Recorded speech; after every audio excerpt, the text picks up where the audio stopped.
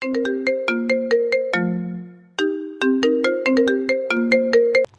ഞാൻ ഇന്ന് ലീവാണ്, വാലൻറ്റൈൻസ് ഡേ ഒക്കെ അല്ലേ. എന്തൊരു വർത്താനം സാറേ, കഴിഞ്ഞ പ്രാവശ്യം പെണ്ണില്ലെന്ന് പറഞ്ഞ് എല്ലാ തവണ അങ്ങനെ ഇരിക്കും. സാറിൻ്റെ അച്ഛൻ കല്യാണം കഴിച്ച ഉടനെ സാറുണ്ടായിരുന്നല്ലേ, കുറച്ച് കാലം കാത്തിരിക്കേണ്ടി വന്നില്ലേ? അതേപോലെ തന്നെ ഞാൻ ഇവിടെ ഗേൾ ഫ്രണ്ടുമായിട്ട് ശരി വിളിക്കാം.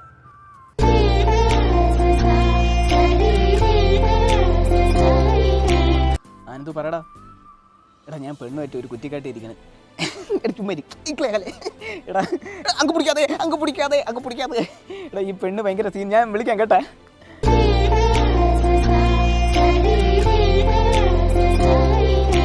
വാലന്റൈൻസ് ഡേ ആയിട്ട് പുറത്തൊന്നും പോണില്ലേ? ഒരിടത്തും പോണില്ല, തീറ്റയും കുടിയൊക്കെ ഇന്ന് ഇവിടെ തന്നെ, വെറുതെ പുറത്തിറങ്ങിയിട്ട് ആവശ്യമില്ലാതെ കുരു കൂട്ടാനായിട്ട്. വേണ്ട അനന്തു, വേണ്ട. അവൻ ചോദിച്ചു കഴിഞ്ഞാൽ ഞാൻ ഈ വീട്ടിലെ പെണ്ണുമായിട്ട് കറങ്ങാൻ പോയെന്ന് പറഞ്ഞോണം.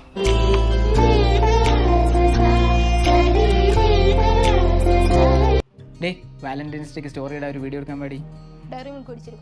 ഓ തരാം.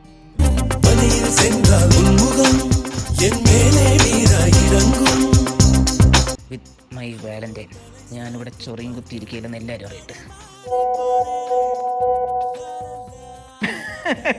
ഇതാണ് അളിയാ എൻ്റെ പെണ്ണ്. സത്യം പറയാല്ല, എൻ്റെ അടുത്തൊക്കെ എനിക്ക് അസൂയ തോന്നുന്നുണ്ട്. രാവിലെ മുതൽ എന്താ ചിലവ്, സ്റ്റാർബക്സിൽ നിന്ന് കാപ്പി, പിന്നെ ബിരിയാണി, ഐസ്ക്രീം എല്ലാം കൂടെ 10,500 രൂപ പൊട്ടി.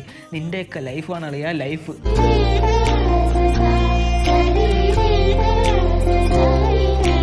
എന്താടി നിൻ്റെ ഡയറി മിൽക്ക്?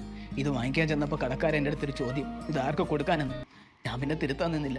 അവർ ചുമ്മെങ്കിലും വിചാരിച്ചോട്ടെ എനിക്ക് പെണ്ണുണ്ടെന്ന്. സിൽക്ക് മാത്രമല്ലടി, നിനക്ക് മറിയ ഷക്കീല എല്ലാം വാങ്ങിച്ചു തരും. മനുഷ്യന് എങ്ങനെയെങ്കിലും ഈ ദിവസം ഒന്ന് കഴിഞ്ഞ് കിട്ടിയാൽ മതി. ചേട്ടന് നല്ല വിഷമമുണ്ടല്ലേ? ഒറ്റ വിഷമം മാത്രമേ ഉള്ളൂ. ഇന്ന് ഈ ബീച്ചിലും പാർക്കിലും കറങ്ങി നടക്കുന്ന ഏതോ ഒരുത്തിയെ വേണം നാളെ ഞാൻ കേട്ടാവുള്ളത്.